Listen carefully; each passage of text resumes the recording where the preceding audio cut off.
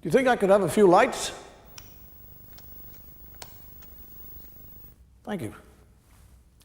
For 20 years, this is the studio where I did most of my television work.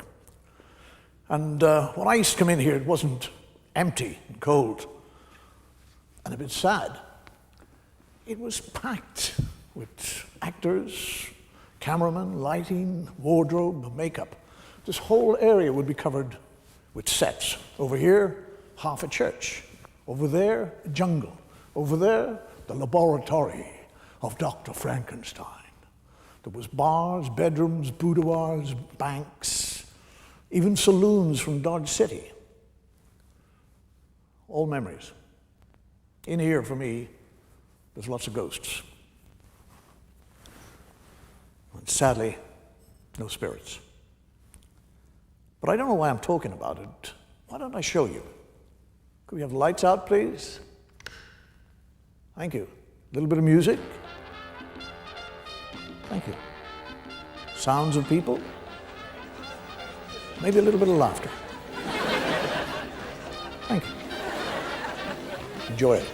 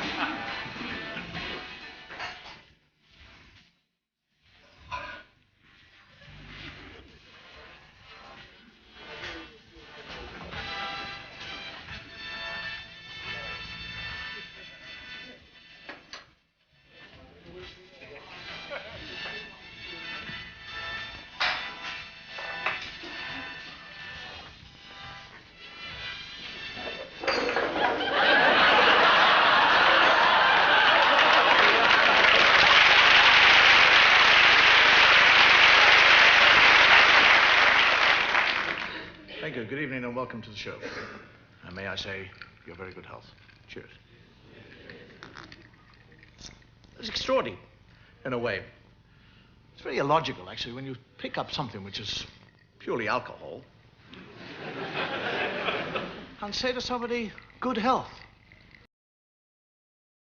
When you actually think of the properties of alcohol, the damage it does to you, it destroys your brain cells, gives you enormous headaches, double vision, DTs, destroys your stomach lining, your bladder, your kidney, your liver. And we say, good health.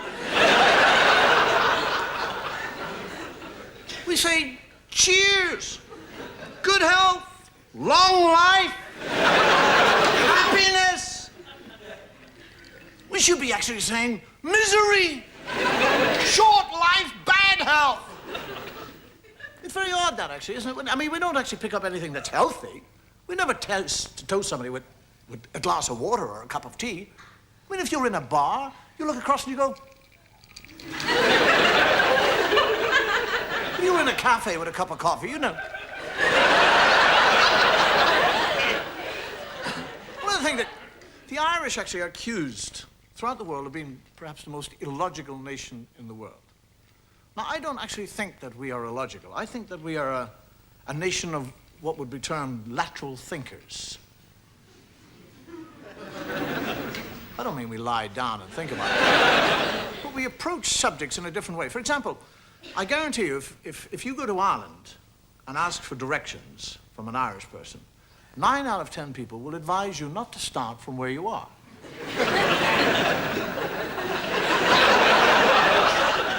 It's just a different approach. They'll say, I wouldn't start from here if I were you. Go over there, it's nearer.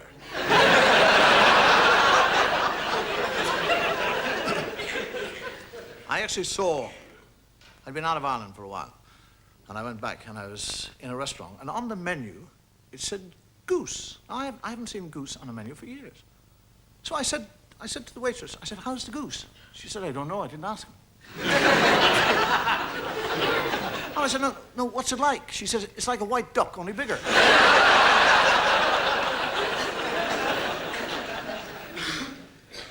If you want to actually examine what is termed Irish illogicality, perhaps the best place in the world to go to is the courts. I watched a man in an Irish court, and the judge said to him, he's charged with some menial offense, and the judge said to him, how do you plead? Guilty or not guilty?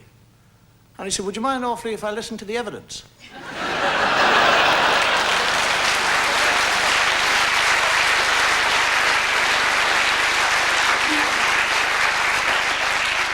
You see, well, the English, they pride themselves on the logic. They look on the Irish as a totally kind of lunatic nation people. And I was reading recently where London Transport have lost, last year, 40 million in unpaid fares. And I thought to myself, well, if they applied Irish logic to that, they could save themselves a lot of money. All they have to do is to cut the fares in half, and they'd save themselves 20 million.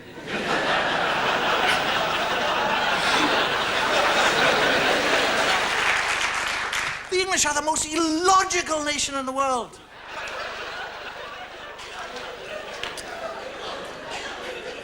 And you're guided by the most illogical notices in the world. For example, in this theater here tonight, the audience that are here are informed by the management that when you leave here, you must leave by the exits only.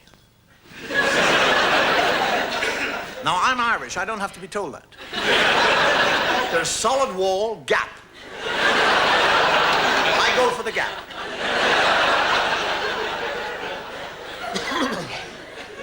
I live near a graveyard which actually has a sign which says, do not use the footpath to the crematorium.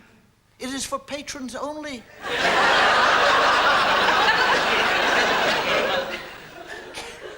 I love things when I see a door which says, this door is not an exit. What is that? This door is not an exit. I've actually seen it in Manchester. I was walking up a laneway. On the outside of a door, it actually says, this door is neither an exit nor an entrance, and must be kept closed at all times. Why not just break the bloody thing up and forget about it? Now hang on. That is on the outside of the door. So that means you've got to go into the building, come through the door, go outside and you see, oh shit, I'm not allowed out there, I better go back in. I mean, I love it when I see things like part-time females required. Who's a part-time female? I saw a notice recently which says, are you illiterate? Are you unable to read and write? If so, contact us at this address.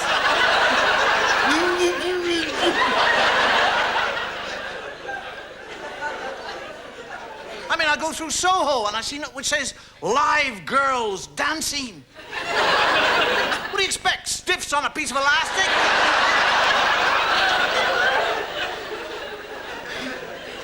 I've actually seen by the River Thames a sign which says this area is liable to flooding. If this notice is covered, do not park your car.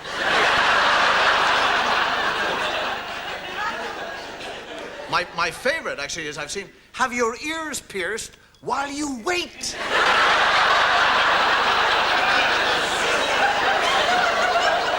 What else are you going to do? Take them out. I'll be back. Now, when we get to the illogicality of any situation, I mean, you think the English, for some reason or another, seem to believe that they impart knowledge and information and understanding through proverbs. They speak in proverbial forms. They say, parents will say to children things like, never cross your bridge until you come to it.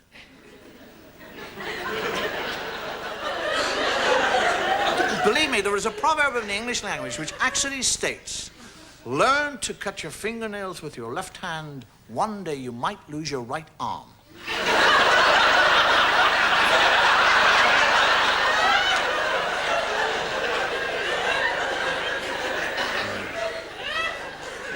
I mean, they're amazing, the English. I mean, they really are with your language. I mean, I was looking for a house, trying to buy a house a few years ago. And every house I went into, people, generally the woman in the house, would show me around the house. And she'd say things, most obvious things. She'd say, this is the kitchen. She'd show me with a table and a stove and lots of plates. This is the kitchen. This is the lavatory. The cellar is downstairs. I mean, there's that lovely thing. Have you ever sat in a bar at a table, 2 or 3 empty chairs around it? Somebody's bound to come up and say, are you sitting in that chair? No, I'm sitting in this one.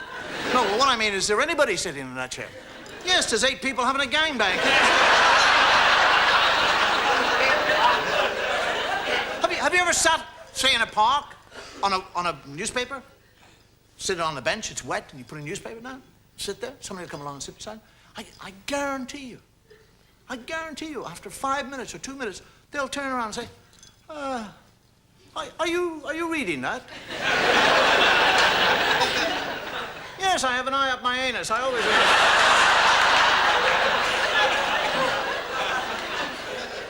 And the English, actually, when they meet somebody who doesn't actually speak English very well, they don't ever work it out and reason it out that the person does not speak English very well. They work on the premise he's deaf. Go to a German or something like that. You want to go where? Well, then you go down the road. Go down the road.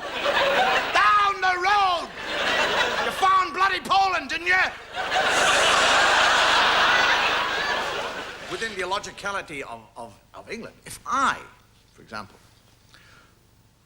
working on the assumption someday we'll have a nice hot summer, go into my garden, and I like the sun, and I decide to strip naked and lie in my garden naked, and my next door neighbor, female, looks out of her window and sees my nakedness. She can actually see my genitals. My private, oh my God, what a word, private. She can actually phone the police and have me arrested for indecent exposure. Now, can you imagine that happening to you? Your career is wiped out. The company that hired, my God, I didn't know he was like that. Your wife will wander around, the neighbors will say, oh, poor darling, my God, imagine being married to a beast like that. Your children will go harassed in school, all the kids, your dad's a flash, your dad. And yet if she goes into her garden and lies naked in the sun, and I look at her nakedness, she can phone the police and have me arrested for being a peeping Tom.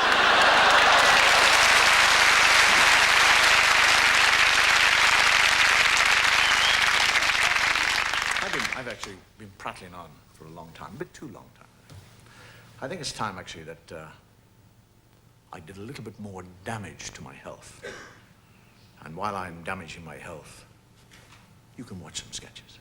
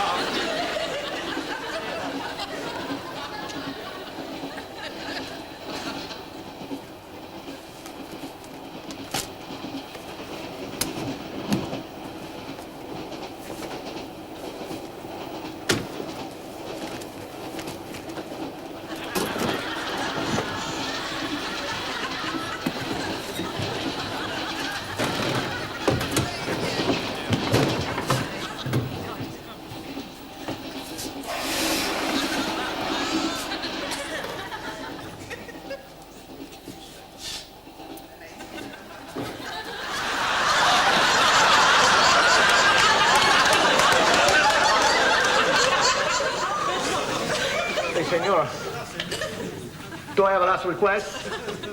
Si, certainly. A cigarette. Why not?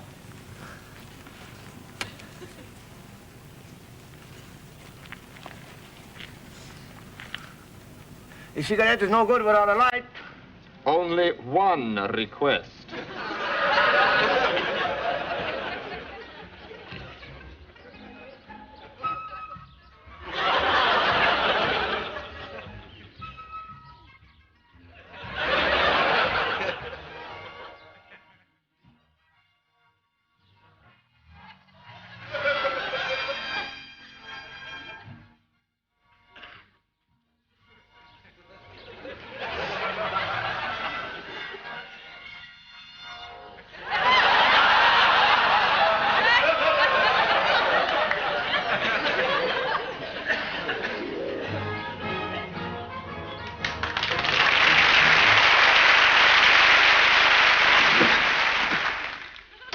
Confession to make?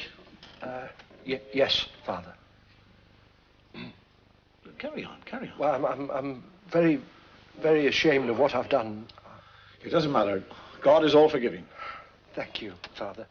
Well, I went walking by the river yesterday, and I was just sitting there, you know, chewing a piece of grass, when this sheep, well, this ewe, came down to the river for a drink, Father. And, well, she looked at me and I looked at her and...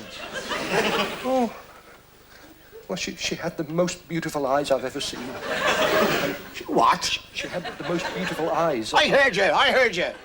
She had beautiful eyes. Yes, well, Go on. Father, we just fell in love. And we... You fell in love. We made love.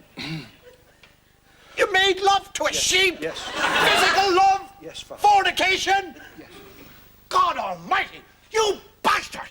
In 20 years, I've never heard the likes of that in my life. Get out of my confessional box. Get out of my confessional box. Get out! Get out!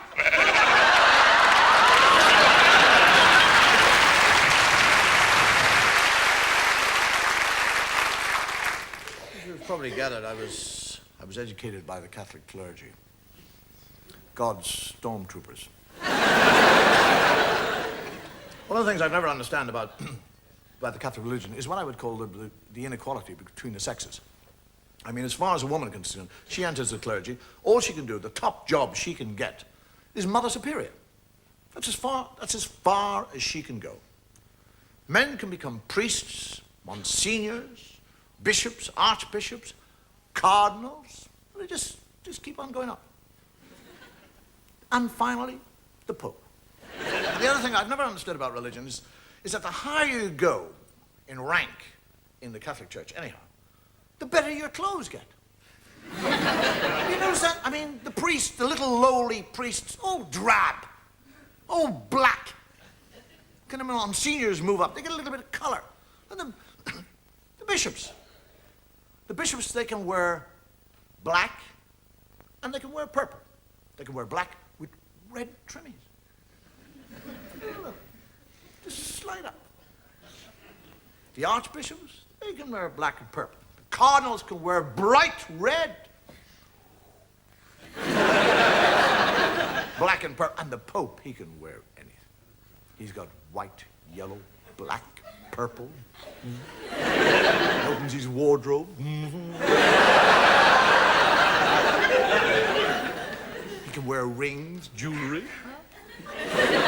Little hats, big hats, enormous hats. Can you see him in the morning open his wardrobe? Well, what shall I wear today?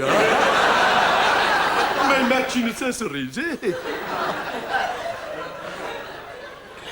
And the Pope, this Polish Pope, he's a great traveler. Have you noticed him traveling? Travels everywhere. And the extraordinary thing is, have you seen him when he gets out of an airplane? First thing he does is kneel down and kiss the ground. And whatever host country he arrives in, that's what he does. And all the people stand there and say, isn't that marvelous? Isn't that wonderful? This emissary from Rome comes to us, and out of admiration for our land, he kisses the ground. Crap. He's like me, he's bloody terrified of flying.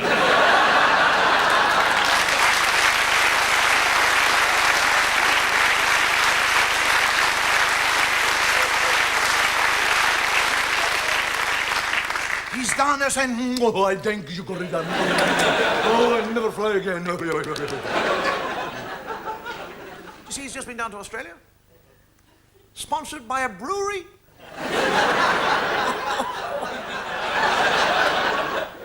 Durex next.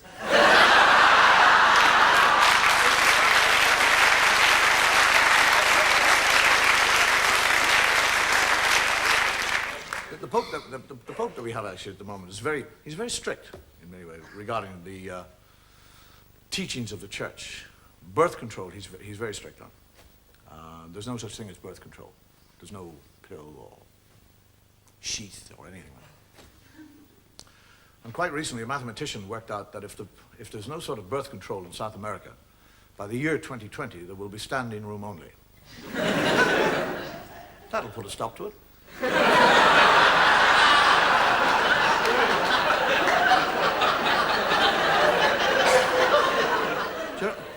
Do you know the only way you can bring me back into the Catholic Church is to have a Chinese Pope? I would love a Chinese Pope to be elected. Can you imagine receiving Holy Communion from a Chinese Pope? Kneels down. Oh, you gonna have this here or take away?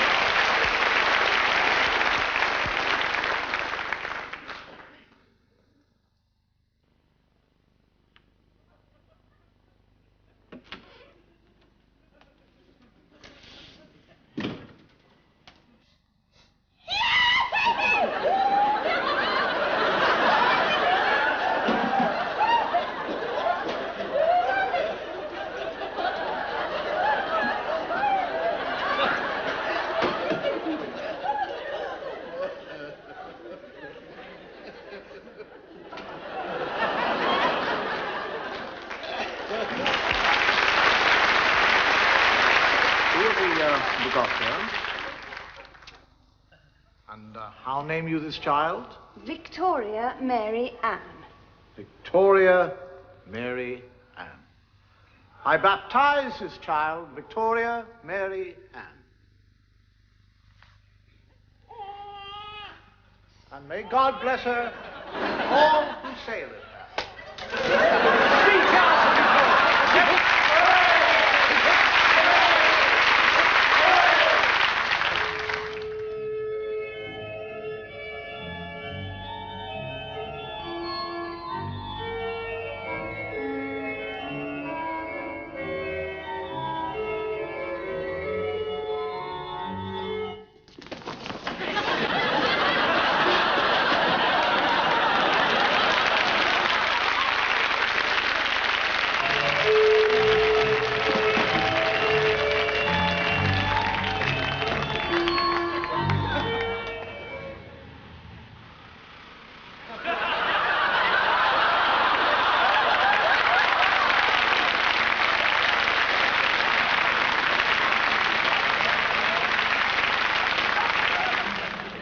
Dearly beloved friends of St. Jude's, it is with heartfelt joy that I ask the Bishop to bless the new chancel window. This beautiful work of art is dedicated to the friends of this parish, and in particular, the choristers of this church, who have raised so much of the money to support this noble creation. Bishop. Thank you, Vicar. I offer my blessings to the diocese and dedicate this window to the everlasting glory of our Lord Jesus Christ. Hosanna in the highest. Hosanna forever.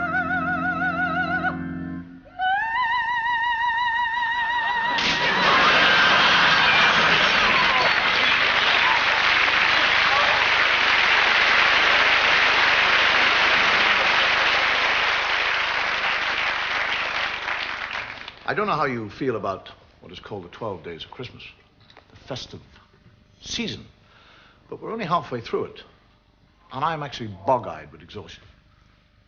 Totally. I mean, the only reason I'm doing this show is when they said to me, would you like to do a show? And I thought, good. That'll give me a rest from the holiday. I mean, I don't know whether I'm getting older. Well, I know I'm getting older. And I'm quite happy to get older when you consider the alternative.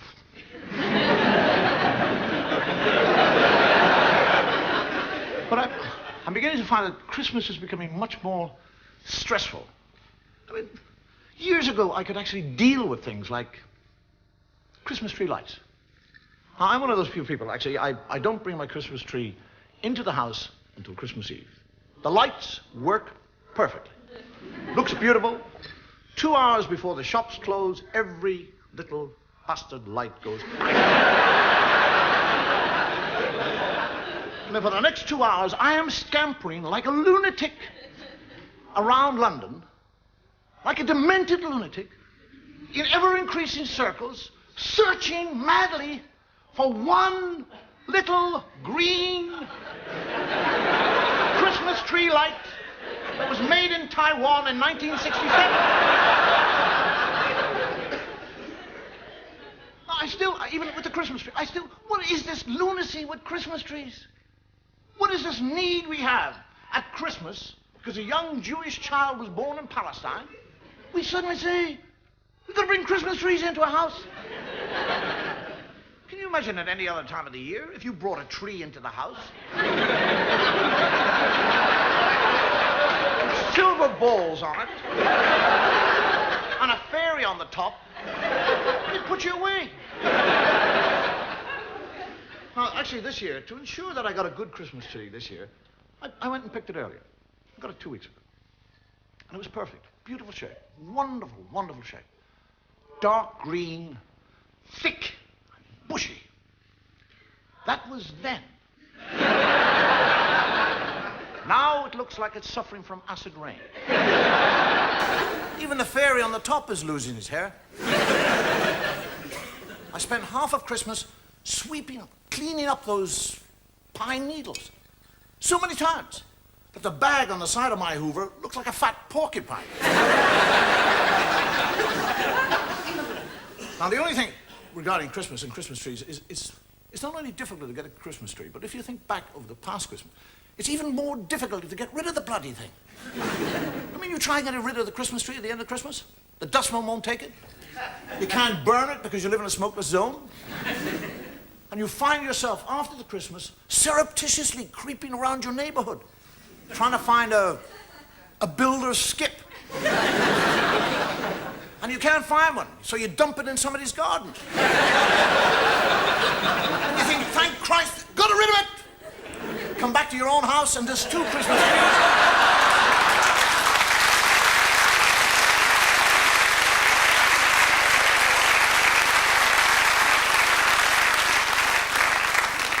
I'll tell you, to me, as an Irishman, the most annoying thing about Christmas is wrapping paper.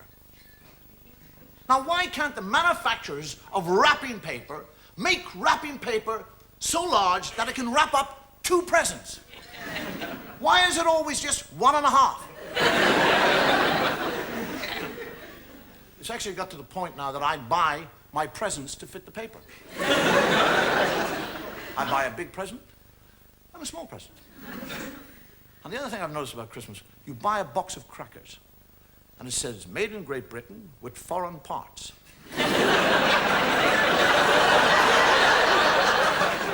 Aren't we all? And the thing about that, the crackers, it's not the crackers so much, it's the hats. The hats you get in those. Why can't they fit? I mean, what, you either get them slipping over your eyes, or they sit there perched on the top of the head. Now, who do they test these hats out on? I mean, are there 2 fellows in Singapore sitting in some little sweatshop, one with an enormous head and one with a head 3 7/8? Oh, this for me, what for you? Oh. The thing is that indoor fireworks too. Have you seen it? Indoor fireworks. The serpent. You light it. Zzz, bingo! Dog turd. It looks exactly like dog turd. Mount Vesuvius, dog turd. Hot air Zeppelin, a flying dog turd. It is actually one of the most stressful times of the year for all families are under tremendous stress. And if you watch yourself over the Christmas, your family become enemies. Everybody needs wiping out. That smile tightens. Your voice, which used to be ho, ho, ho, ho, ho, is now up to no, you can't! Stop it! Put it down! If anybody does that again, my God, we're meant to be having a good time!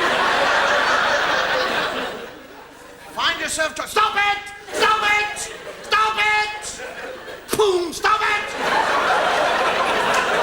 Stop it! Boom!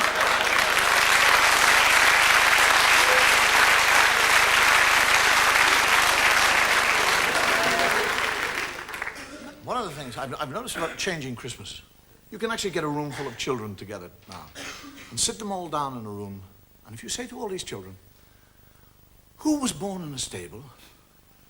They'll all say, My Little Pony.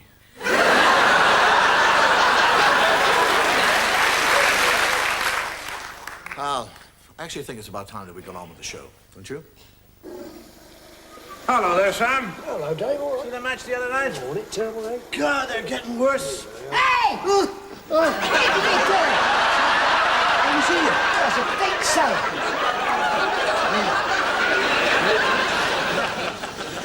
As you see, gentlemen, we are here. And the enemy are there. If there is an enemy offensive, I expect his tanks to break through right here.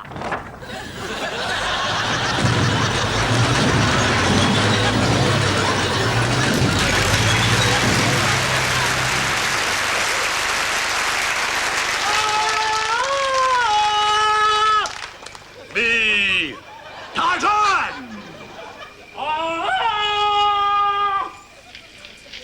Me, Tarzan. Me, Tarzan. Me, Tarzan. Me, Jane. Him, Tarzan.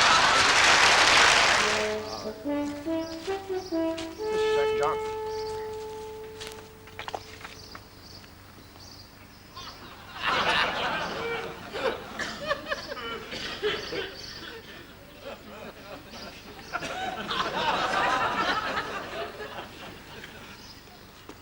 Always wondered why you were called Little John. Out, damn Spot. Out, I say. I said out.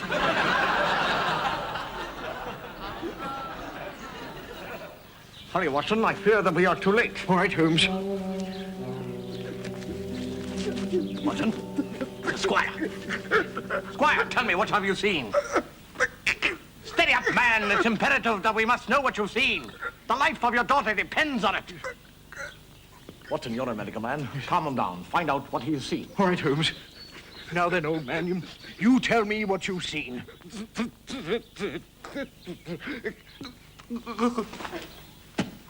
Oh,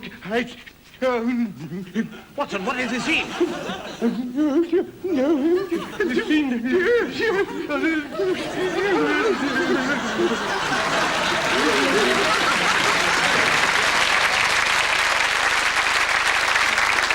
you very much. Oh, gosh, doesn't it look good? You're over there, Diane. There. You're there. Sam, thank you. thank you. Roger, just there. Bob, you're on the far side. Okay. Spreading the horse. You see the colors. The colors are so beautiful. I mean, that's the most spare ribs. Right. Would you like to pass me some? Oh, some crackers, certainly.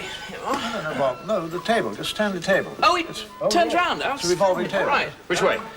Just either way. Either way. Should we go to your right? Seem to be there either. No. Just turn. Stop going in. Doesn't go there. Excuse me. The table. It doesn't revolve. It's not turning. It should revolve.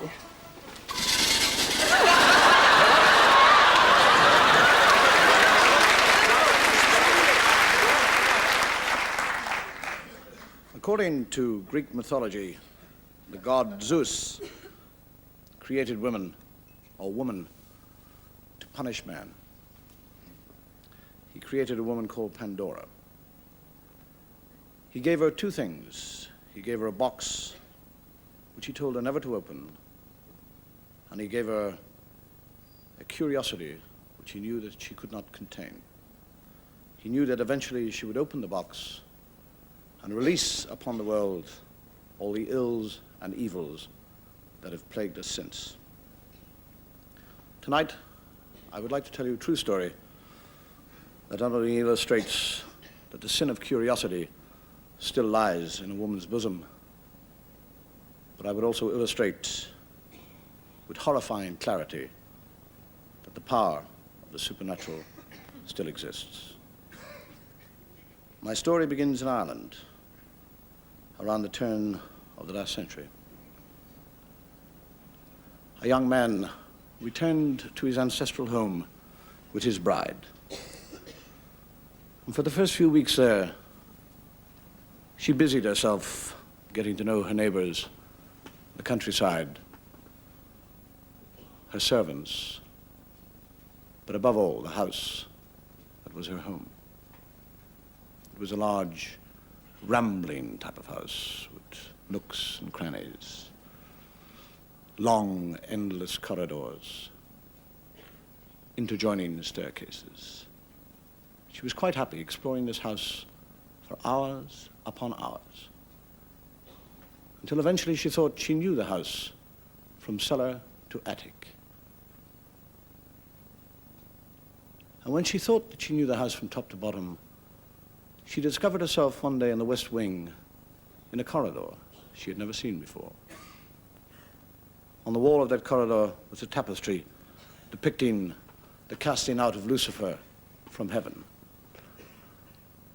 And behind the tapestry was a door, a locked door.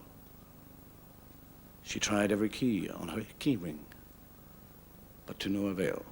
The door remained locked. She placed her ear against that door and thought that she heard sounds similar to the sobbing of a child. She asked her servants about the door, and all they would do would avert their eyes and say, "Ask the master." And that night at dinner, she did. She said, "What is the room? What is in there? Why is it locked?" A coldness came over her husband. He looked at her with eyes that were both angry and frightened. He said, "You must never, ever attempt to enter that room." And she said, "Why?" And he said, "I do not know. All I know is that in 400 years that my family have lived here, nobody has ever set foot in that room, and nobody will. Please do not bring up that subject again. Do not talk to me about the room or the door." The weeks passed, but she could not get rid of this thought of the door. She was intrigued with it. Her curiosity was aroused. The room was like a magnet. It drew her back time and time and time. She would stand in front of that door and wonder what was in there. And then fate smiled on her, or so it seemed.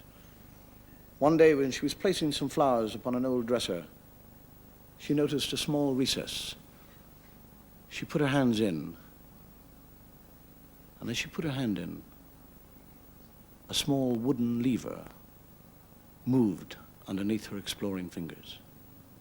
A panel, the back of the dresser slid open, and there was a dust-covered key.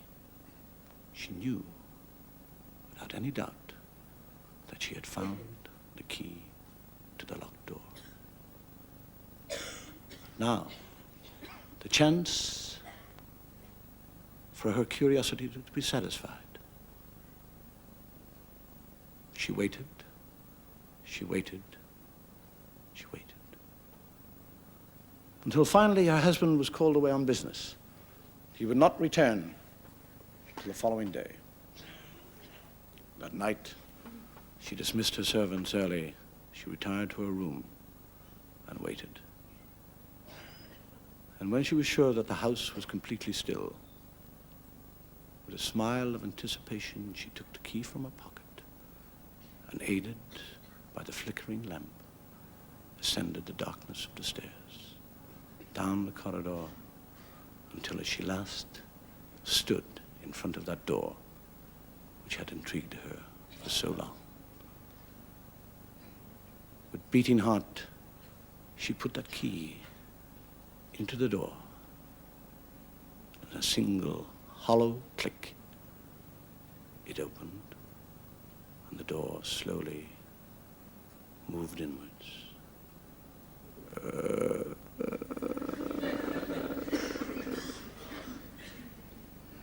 There was nothing in the room that she could see except an inky blackness. She took a step, another step, another step, until she found herself in the center of the room. She raised her lamp above her head, and as she did, the flame flickered and died. She was engulfed in this darkness, a darkness so heavy, so thick, it was almost physical. She screamed.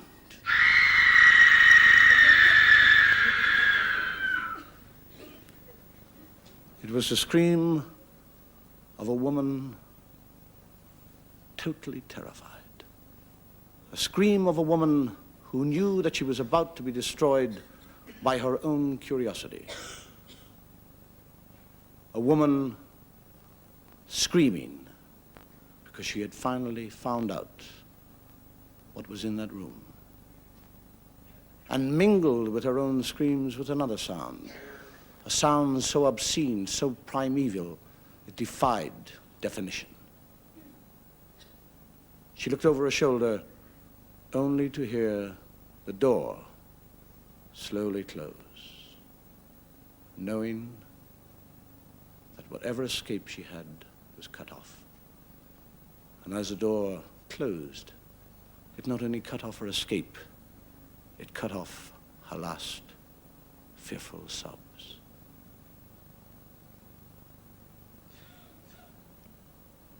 What made her scream? What evil was in that room? What supernatural force made that door close on its own? I have no idea, but if I ever find out, I'll let you know.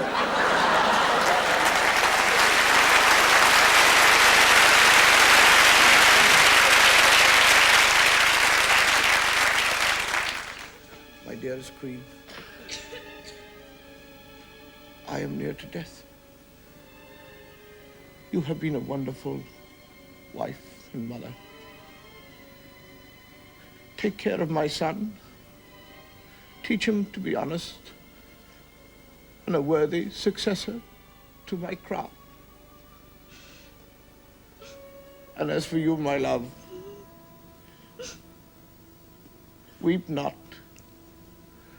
I would not have thee sad. Nor would I have thee a widow. Thou art far too young and beautiful to spend your life in widowhood, mourning me. My dearest, I give to you the key to your chastity belt.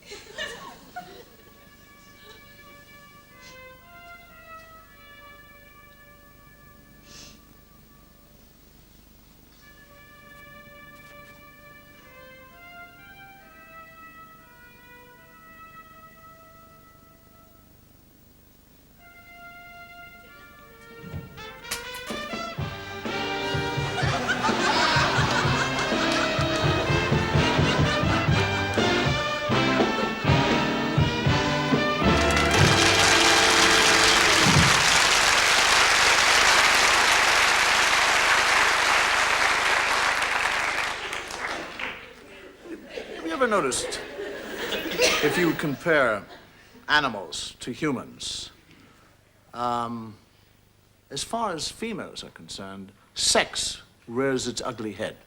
What is normally complimentary to a male becomes a total insult to a female. For example, if you say of a male, he's a ram. He's a real, you actually think of great sexual prowess. He's a ram. A bull.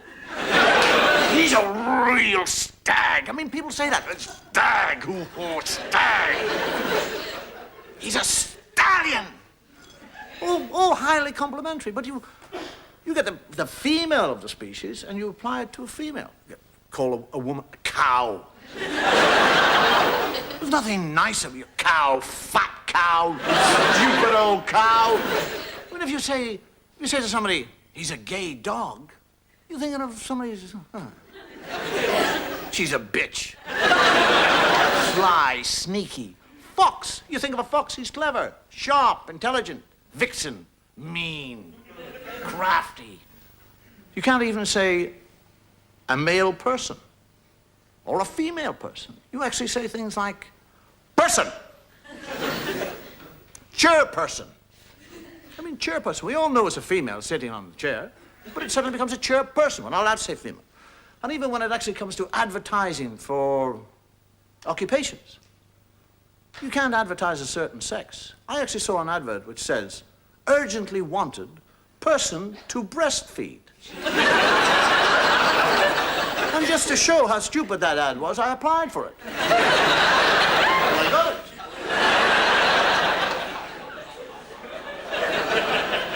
I saw another one which says, person of either sex wanted as a sperm donor. I applied for that one, too. I didn't get that one. But one of the main changes in today's society is our attitude to what we would call the stereotype of the sexes, or the role that the sex plays. If you actually think back to your childhood, we had very distinctive lines. My mother was a great believer in what we would call sexual differences. When I was 4 years of age, I would walk with my mother down the street, and my mother would say things like, David, walk on the outside. I go, what do you mean? Walk on the outside of me. Why, Mummy? It leaves your sword arm free.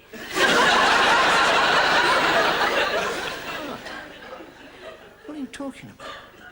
I don't have a sword. No, but in the days years ago when men did have swords, some men might want to attack the female, so the male would walk on the outside of the female so he could get at his sword and fight that person.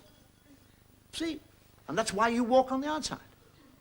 Well, I don't have a sword. No, but you protect Mummy. You protect male. You're a male. You are the stronger of the two. Males are the hunters, the providers. Females stay at home and make a home and a nest and keep it warm for the great... Stop crying! Stop it!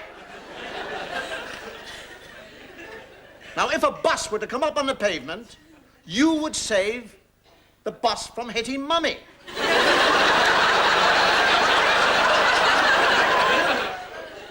I can't stop a bus. No, but the bus would hit you and stop before it got to Mummy.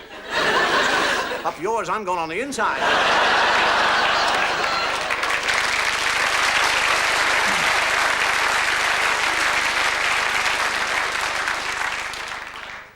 But over the years, women are much more independent now, and I'm very pleased with it. They're much more aware of their own sex. They're not quite so prepared to play that subservient role to the hairy macho that existed. Do you remember that?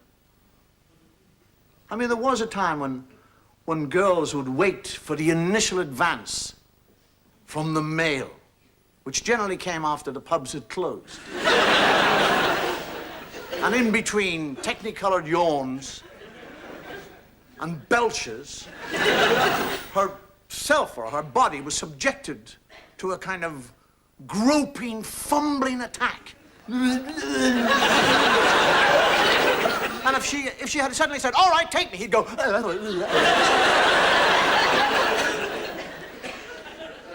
See, there is actually what I would, in a way, there's a reversal, a role reversal taking place. Women are much more, as I say, independent. They're much more prepared to go out and pick up somebody. If they fancy some fellow, they're not going to sit on the other side of the room and wait for some kind of magical thing to happen. A woman is quite prepared to go across and pick up the fellow, pass a compliment, tell him he looks nice, got nice clothes, like your hair. She might even actually give him a sudden grope. So I've heard, anyhow. And nowadays, much more direct about sex and what sex is for them. And quite rightly. I mean, women will talk about orgasms. It's my right to have an orgasm. I'm not your sexual plaything. I want. You had it last night, it's my turn tonight. But the male now doesn't know how to react in this. He was the hunter. Now he's the hunted. He doesn't know what. He can't do the foreplay. He doesn't know what to do with it. She's talking about, I want an orgasm.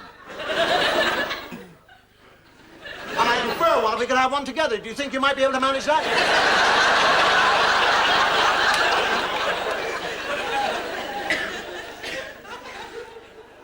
The male, he doesn't know what to do. He retreats. Basically, males now are talking about, are we going to make love? Or are you just going to lie there?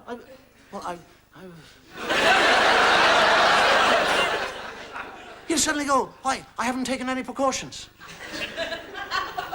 He tries that, I haven't taken any precautions. She said, that's all right, I took the pill an hour ago. Go on, get out. He'll say things like he'd never said before. I've got a headache, I think. And she'll say, I've got something to cure that.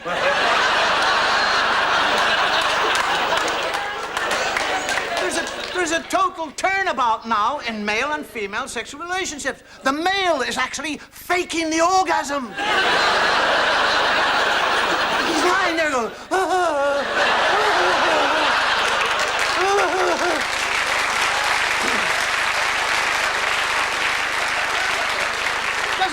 don't know how to react. Because under pressure like this, the male doesn't know what to do. You get nervous, and because of that, you get tense. And you start to think of anything else.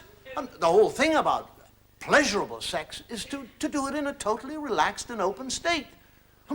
He's under attack. Come on. You're like, all right. And he's not, inside he's thinking, oh, yeah, I hope it's good. I hope it's good. I hope she likes it. I hope it's good. I hope it comes up. If it comes up, I hope it doesn't go down again. Oh, don't go. We don't have one of those premature ejaculations. Oh. I'm sorry, darling. This never happened before. Shit. Lovely thing of fantasy. When fantasy is introduced, the female will actually say, can't you think of anybody? So it's an escape for you. You go, no. So neither can I. Let's go back to sleep.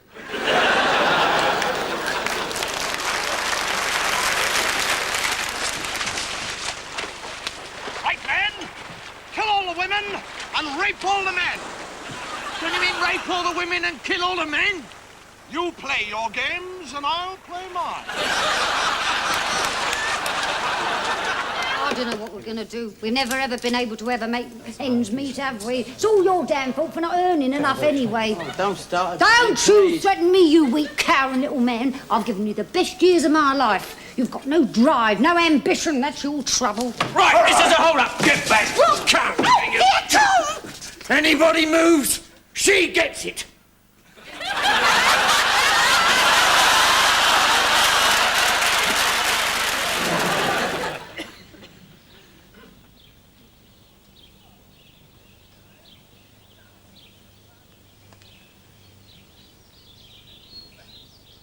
I can't stand that chap. Young upstart. I realized that he insulted my Felicity last night. Really? Yes. I actually have a good mind to challenge him to a duel. I don't think that's a very good idea. Why not? He's the greatest duelist in the world. Well, I shall just have to make sure that my expertise matches his.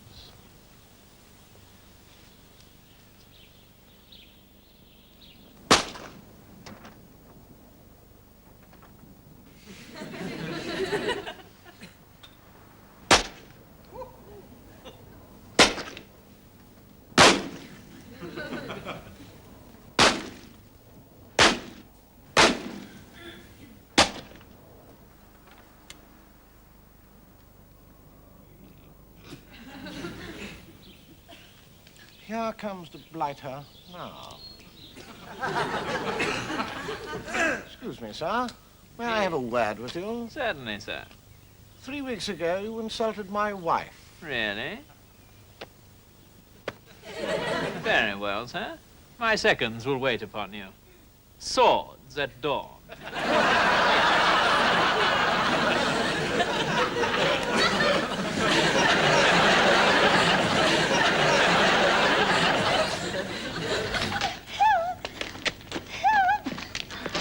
You're still alive. Thank God. That means the 8:45 hasn't left yet. Sam, I'll show you the sitting room first, all right? Yes, thanks, Dave. Yeah. Door open. What was that? It was the door. Well, no, that opened on its own. No, it didn't open on its own. The whole place is, it's the latest thing in domestic automation. Everything works on a voice command. You don't believe me, do you? Well, No. Watch. Door close. That's extraordinary. Curtains close. Lights on. Fire on. Oh, that's ridiculous. No. What's Say the fire. This is my favorite. Television. Channel 3 on. Cancel. Return. I'm speechless. Can I have a go? Yes, do. Door open. What a... Curtains open. Lights off. Makes you feel like God, It's doesn't it? amazing. Fire off. Anything else? Everything here. Chair. Oh. Back at me. No!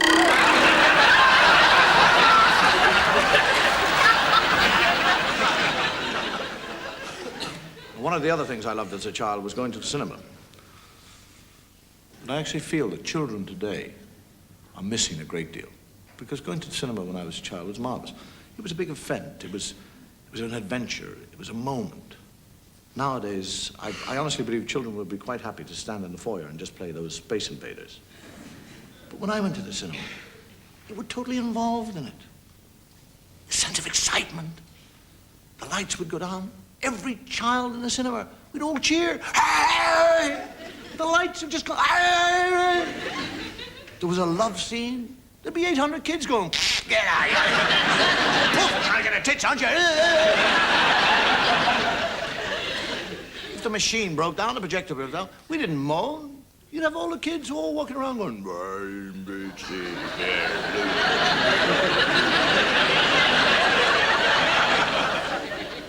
and then when the lights came on again, we all moaned. Because that meant that we had to return to the real world. Our escapism was gone. And you could always tell whatever picture we'd seen by the way we all left the cinema. I mean, you knew it was a war picture. Just walking by the cinema. 600 kids coming out going...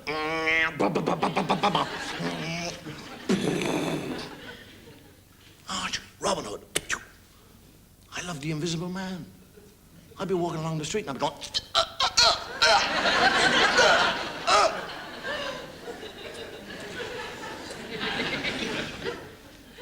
You saw all those children leave, weeping. You know that Lassie had cut his pad again.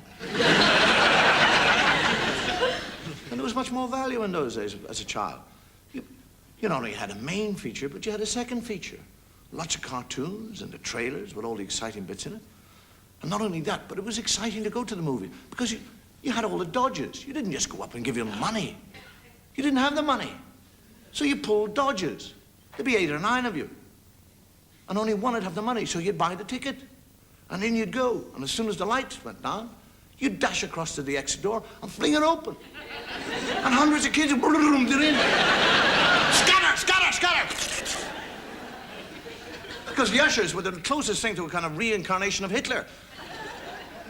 And the other thing was always, if you were in the cinema, to pick up an old ticket and carry it with you. Because as soon as you broke in on that scatter movement and sat down, you'd sit there and chew this bit of ticket. And the usher would come up and he'd point the torch. Did you pay to get in here? Yes. Show me your ticket. And you go, there it is. And you go, yeah. Something like a lot. I used to go to the cinema in Dublin. If there's anybody from Dublin watching the show, it was called the Ranch. It's on the quays in Dublin. It wasn't actually called the Ranch, it was called the Corinthian. But there were so many cowboy pictures, all the kids called it the Ranch. Going down to the ranch.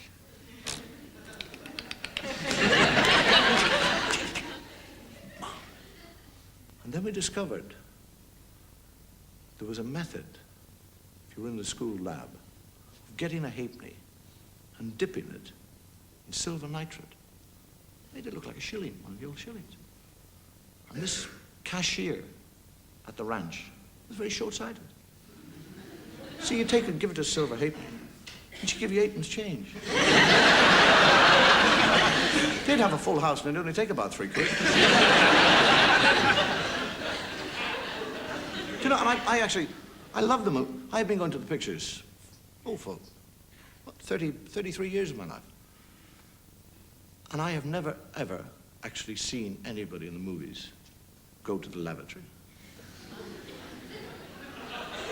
I don't mean I actually want to see them go to the lavatory. I just want to know that they go. I just love to hear somebody say, excuse me, I'm just going to the lavatory. And they never do.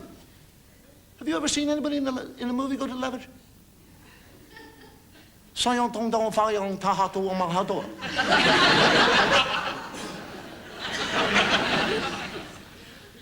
Have you? God, that was difficult, wasn't it? I mean, you take a movie like The Ten Commandments. There's Moses and 40,000 Jewish people, and they walk from Egypt to the Promised Land. And not one person ever said to Moses, excuse me, Moses, do you mind if I dart behind the hill and have a crack?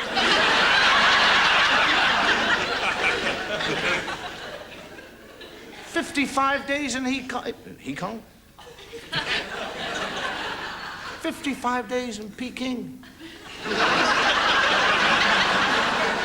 They do everything. They make love, they kill, they have babies, they dance, they eat, but nobody does nothing. Nobody ever says, I'm just going to the lavatory. I'm not surprised the Chinese didn't want the place afterwards. I mean, you'd think with a movie like Gone with the Wind, somebody would have done something.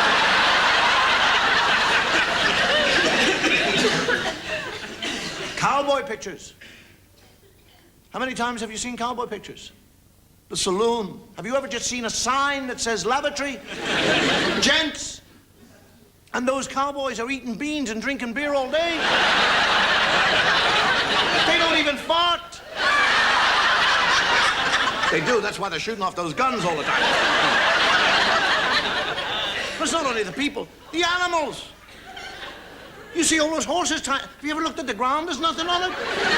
I live in the country, I walk 5 minutes. It's everywhere. But in those cowboy pictures, all those horses tied up, nothing. Get those great ranchers bringing in thousands of cattle. Nothing. I mean, how did they do it? How did they stop it? Is it kind of 3 minutes before they start taking a movie, they say, all right, put the corks in.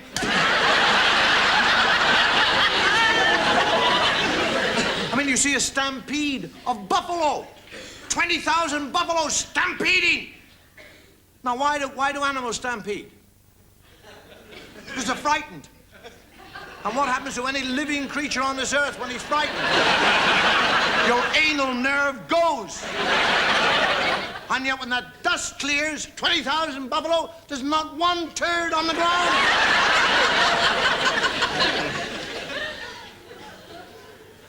Television is much more realistic. I've been sitting here drinking. That means that I will. Because there are some things that a man must do alone. What? While I'm gone, we'll show you our version of some of the great film classics.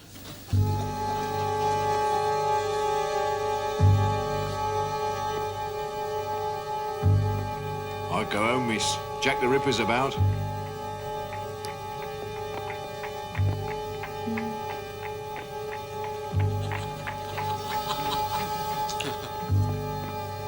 Miss. Oh.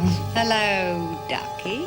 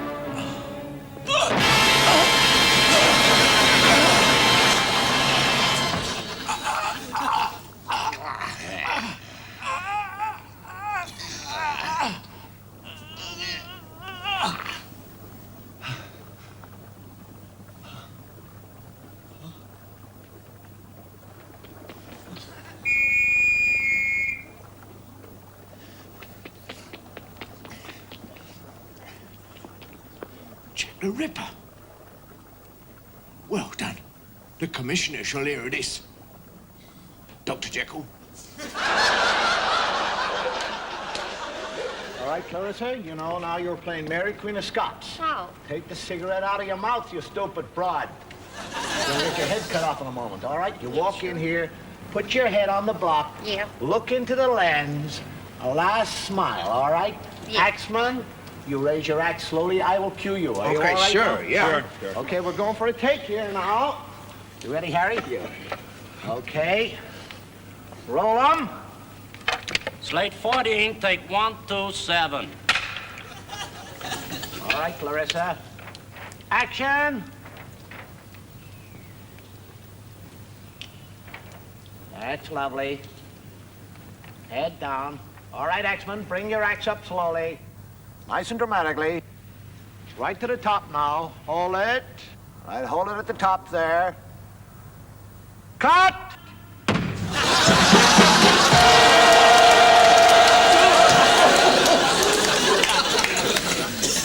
Good evening, Mr. President, Mrs. Lincoln. Hope you enjoy the show. I'm sure we will. Good. Come along, dear. Thank you. Here we are.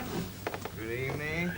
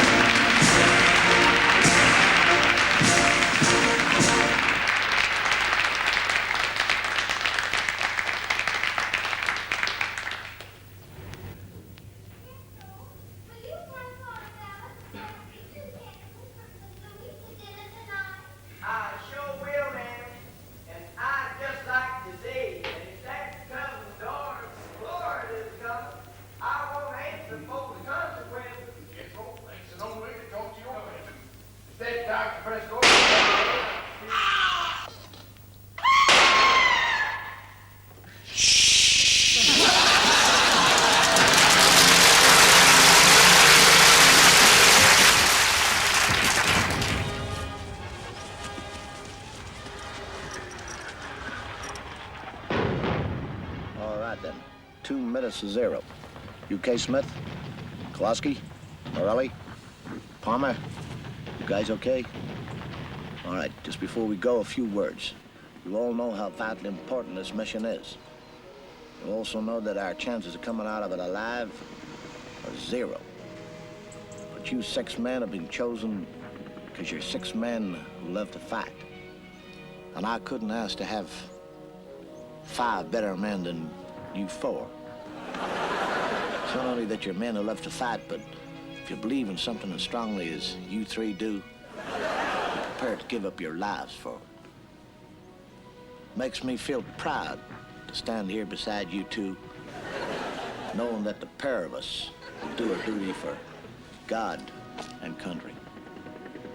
If this mission is successful, Hey! Wait for me! Wait for me!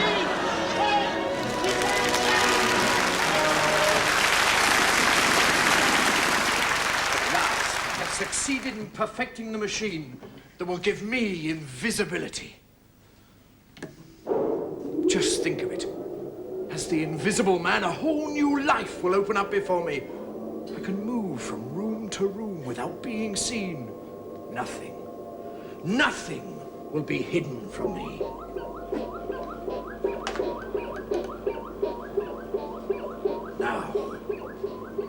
Now to achieve my lifelong ambition.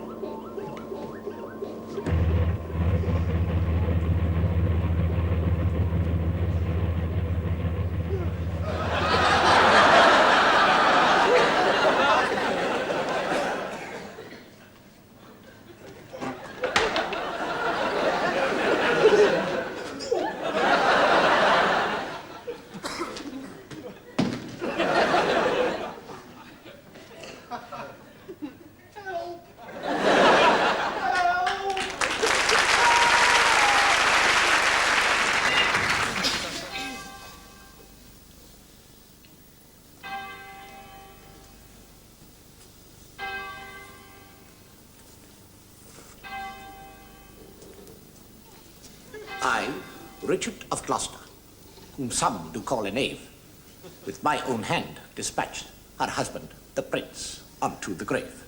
And now she hates me. But love is close to hate, is it not? And I, with sweet words, yea, and with tears, will prove to her that all was done for love. And by such words will wipe away her mournful frown. I'll marry her, and so to gain the crown.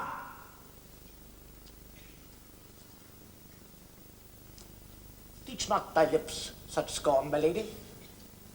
They were made for kissing, not for such contempt. Thy revengeful heart cannot forgive. Lo, here, I lend thee the sharp-pointed sword, which if thou please to hide in this true breast, and set forth a soul that adoreth thee, I lay it naked to the deadly stroke, and humbly beg my death upon my knee.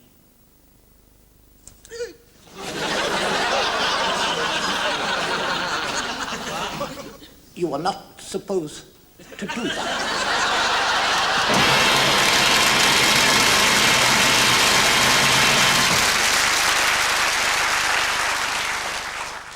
You notice that nowadays, whatever you do, say, or wear, somebody's trying to analyze psychologically what the whole hidden meaning or hidden message is behind it all.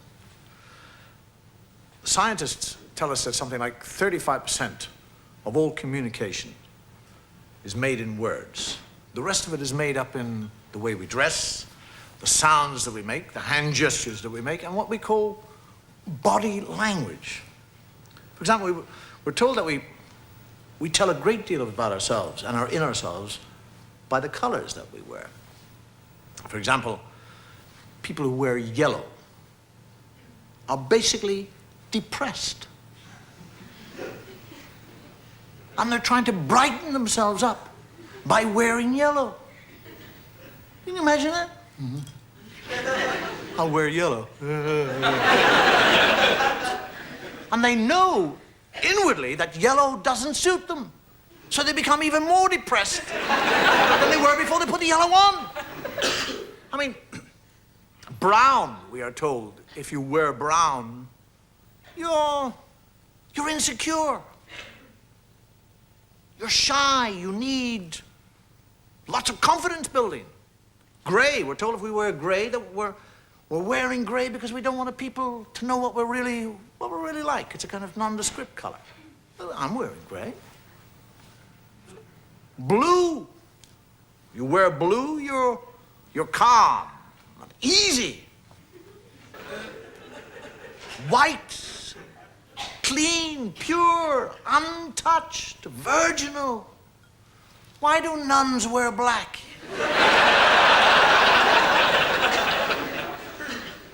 Red. Red, as far as women are concerned, is sexually aggressive. That's what they're actually saying. They come into a room and they're actually saying, this is my body. It's mine and I'm proud of it. And it does wonderful things. Look at it. Look at it. And it's going to take yours and gobble it up in a moment. And in a week, she's wearing black, saying he couldn't take it.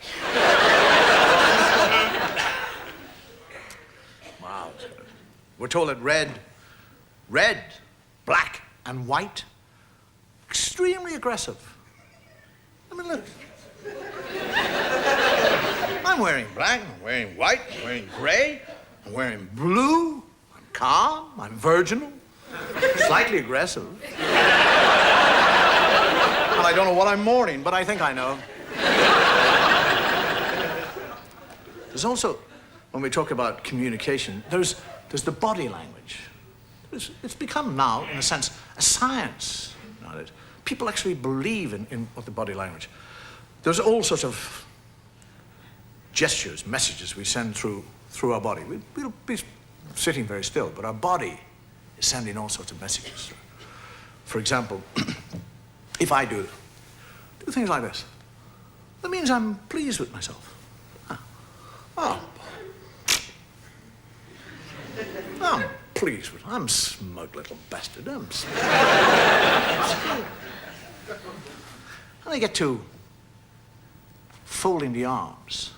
Folding the arms is, in a sense, telling you or other people to back off. I don't really want contact with you. This is my territory. Stay out, okay? I'm building barriers, so push off. See? This, the legs. When I do that, I'm guarding the genitalia. That's what I'm doing. I really don't want anything to do with you whatsoever, okay? And if I do this as well,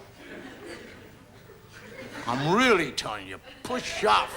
You're not gonna screw me.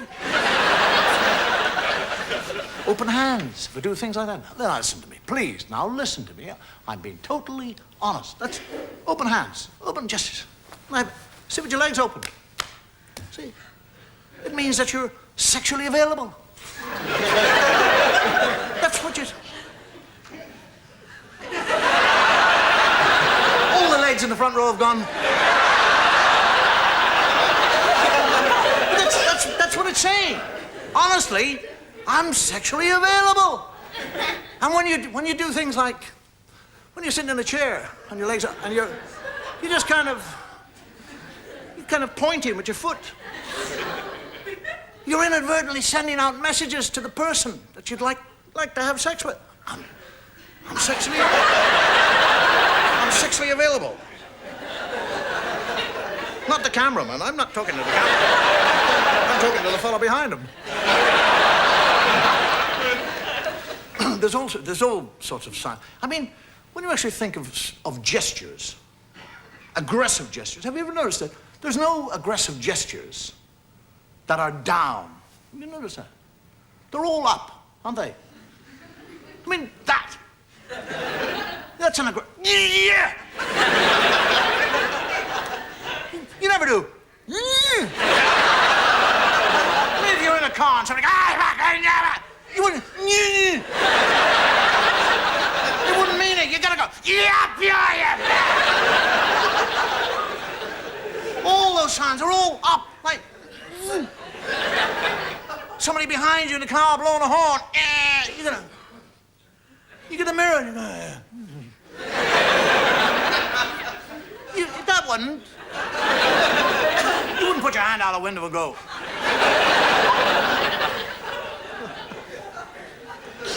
Then, in fact, I mean, there are things we're not supposed to do. Natural. Your body behaves in a natural way. Yawning, for example. I mean, yawn. When you yawn, what actually happens is your body is taking in more oxygen. But somebody, somewhere along the line, has applied what they would call rules, good manners. You never yawn. You never yawn.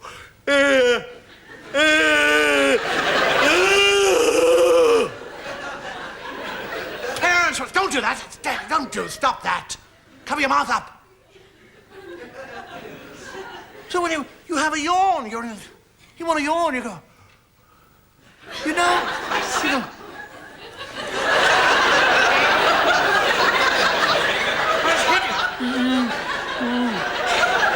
Have you ever seen people say, you can break your jaw. But in your own house, in the privacy of your own house, when you actually wake up in the morning, don't you yawn? And it's beautiful. You don't sit in bed when you wake up in the morning. Clang, clang, clang, clang. You don't go.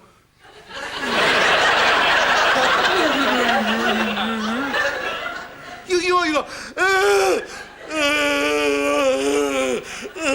And your wife. The whole house. It's the same as scratching. You get a scratch. You get itchy. You scratch, don't you? In your own household, you scratch. Good, it's lovely. Oh, it's great to scratch. It's a warm, marvelous thing. Oh, it's body contact. It's marvelous. You actually get other members of your family to scratch you. Scratch, scratch, scratch. There, down. Oh, up. Don't cover your mouth. Yawn properly. She's sitting out there going.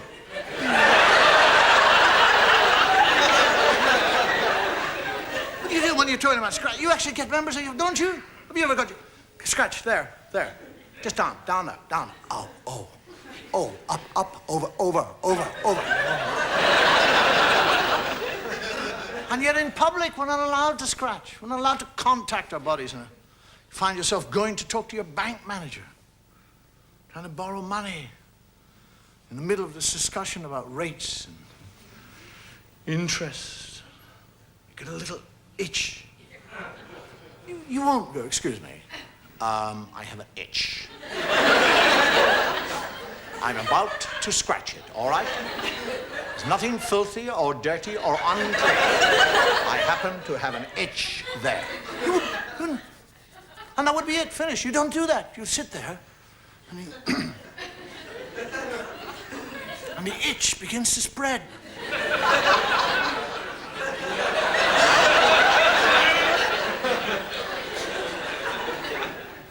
You get your hand in your pocket.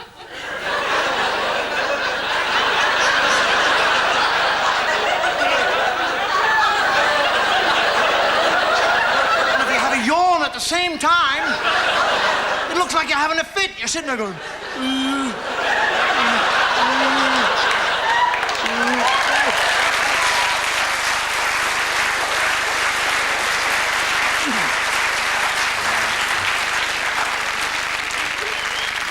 I think it actually looks like we've come to the end of the show. But I have one last item. And the avenue leading up from the banks of the River Avon was completed. Stage 3A, circa 1500 BC. The bluestones were taken down, the site was levelled, and the great Sarsend stones we still see were brought from the Marlborough Downs and erected as we see them today after having been in an outer circle with lintels and an inner horseshoe composed of 5 pairs of uprights with lintels was erected and the entrance was again modified. Phase 3B, 1500 to 1400.